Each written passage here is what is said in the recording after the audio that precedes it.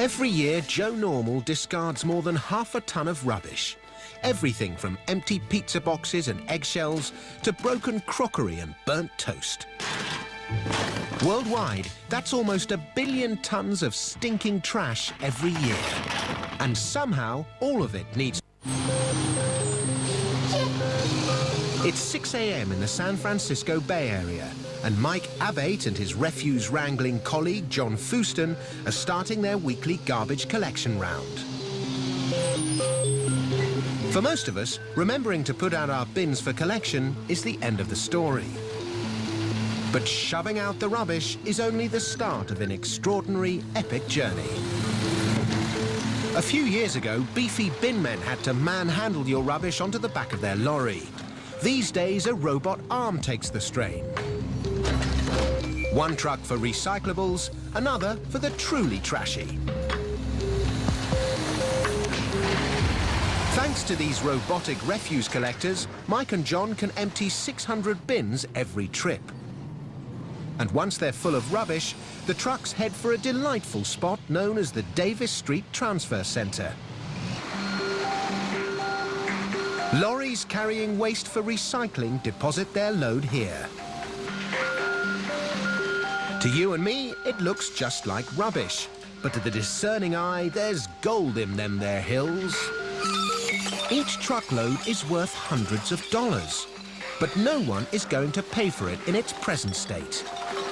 First, these vast mountains of trash need to be separated into the various components of paper, metals, plastics and glass. Doing that by hand would require a small army. So it's just as well they have George Atristane and a friendly garbage monster known as the Single Stream Recycling Facility. It's pretty incredible. It's noisy, it's dirty, it's very unglamorous, but it's a fun place to be. George's smelly monster is a state-of-the-art garbage sorting machine. In a shed less than 100 meters long, it contains over 1 kilometer of conveyor belt. Constantly fed by loaders, it can sort over 300 tons of waste every day, and it's down to George to ensure the wheels keep on turning.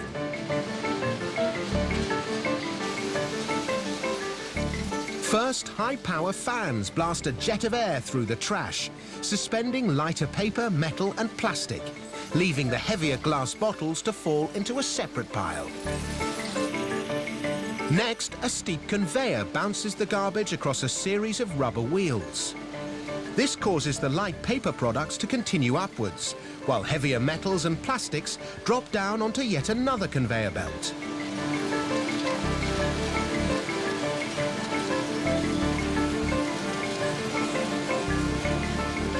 Powerful electromagnets then whisk away anything made of metal, leaving behind the plastic and other materials. Unfortunately, that's where the machine runs out of clever tricks. So a conveyor ferries this remaining waste to a team of operatives who grade the plastic into various bins under George's eagle eye. This is our container aisle, and it's a fun, noisy, very unglamorous place to be, but most of our staff actually prefer to be up here because the pace of work is brisk, and there's always a chance of finding someone else's nugget, something fun and exciting. Once George and his team have finished having their fun, the waste must be prepared for sale and transportation. So it's fed into these high-powered baling machines, which turn everything into identically sized cubes. Each of these bales of paper is now worth around $200, while this bale of aluminium is worth almost 10 times as much. Thanks to their uniform shape, they can easily be lifted with standard forklift trucks and loaded onto lorries, which will carry them off to start a new life as a pizza box or coffee cup.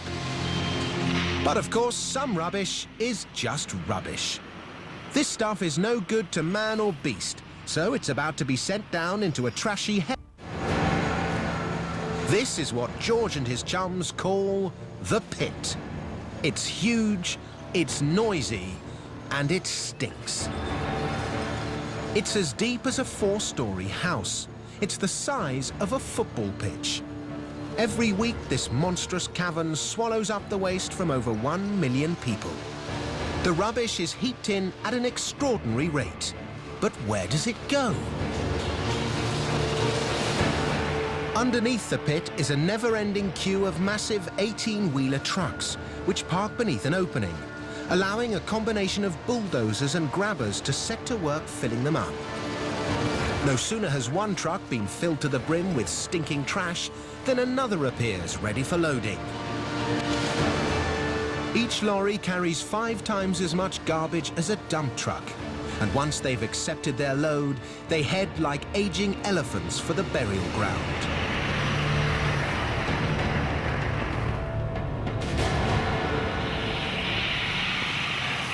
"50 kilometers outside San Francisco, the trucks finally arrive at the Altamont landfill site.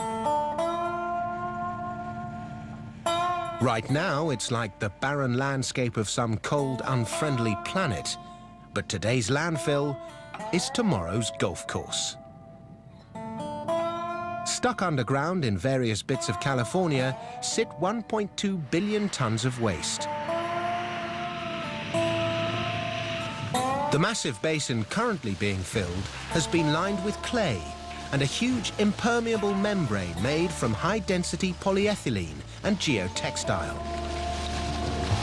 This lining means each basin acts a bit like a giant Tupperware container, preventing the waste from contaminating the surrounding soil and water table. Almost half of this waste is organic material, like chicken legs and rotten tomatoes, and as it decomposes, it generates potentially explosive gases. What's more, any trapped air can cause dangerous subsidence. So, to remove the air and make the rubbish good to build on, it needs to be squashed. And that's a job for the lords of the landfill, a team of enormous bulldozers and compactors. With almost 7,000 tons of waste arriving every day, they must work quickly. First up, the compactor. With a pressure of 28 tons per square metre, its 45-ton wheels act like giant rolling pins, crushing the waste into solid mass. Next, it's the turn of the bulldozers. These cover the waste with a 30-centimetre deep layer of soil and recycled car upholstery, known as autofluff, which helps to seal in the smell and deters scavenging animals.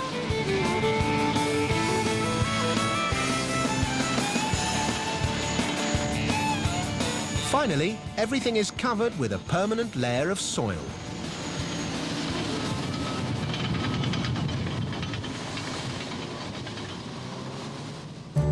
But that's not quite the end of the story, because even this buried waste is put to good use.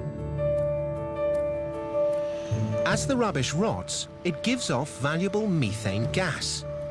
This is harvested by wells scattered across the site. The methane extracted feeds a gas turbine, which produces enough electricity to power over 6,500 homes.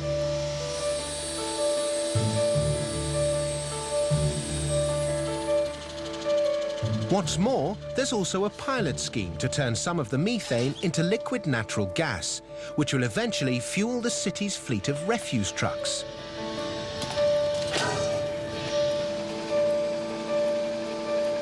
So next time you leave your bins outside the house for collection, spare a thought for the incredible journey your rubbish is about to take. And remember, everything you throw away began life underground. And thanks to landfill sites like Altamont, it all